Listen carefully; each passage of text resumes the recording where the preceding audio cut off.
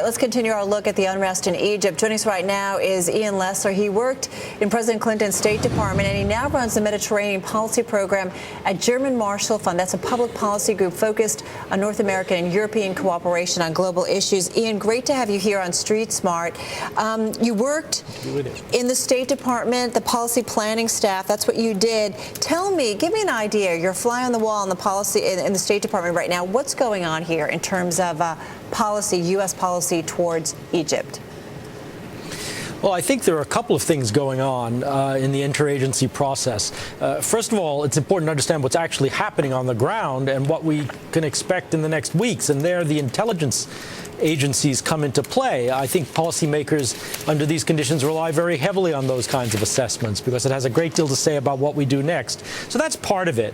But of course, we have a lot of different points of engagement with Egypt: economic, security cooperation, diplomacy. So, this is really something that brings in a lot of the U.S. government, in essence. But the decisions at the end of the day get made, at the National Security Council in the White House.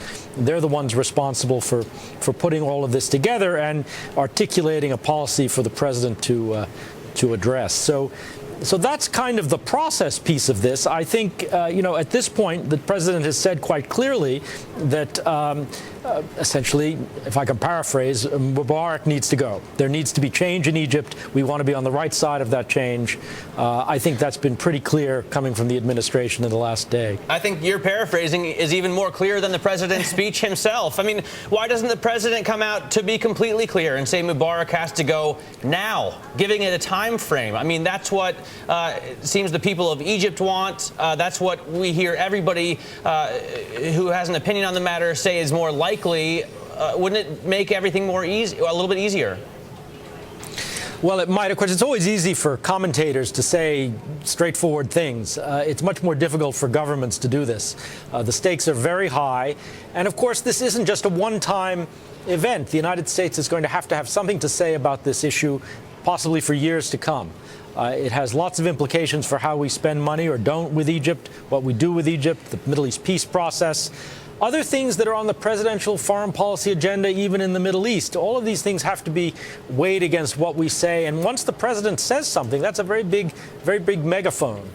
People will parse that very, very carefully, as they did yesterday when the president made his statement. Now, you do believe Mubarak is going. You also think that the risk is he'll find ways to engineer a succession. How high is that risk in your view? Well, the risk is there. I wouldn't bet on that as the likely case. I really do think that if it hasn't happened already, the Egyptian military is going to tell Mubarak quite clearly that he needs to go, or they risk having the whole system come down. So I would be very surprised if he really sticks it out through the fall. But there is a risk that he will try to stay on until the fall, as he says, and in doing so try to engineer what happens next in Egyptian politics. I happen to think that would be very bad news for the stability of the country and for American interests.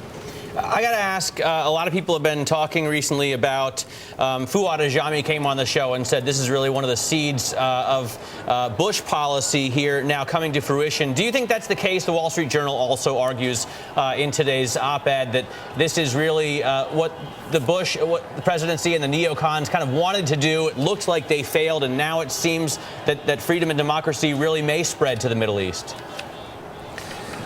Well, I mean, there is a sense in which members of the Bush administration and broadly the neocon movement made this argument about shaking things up in the Middle East and changing regimes and so on.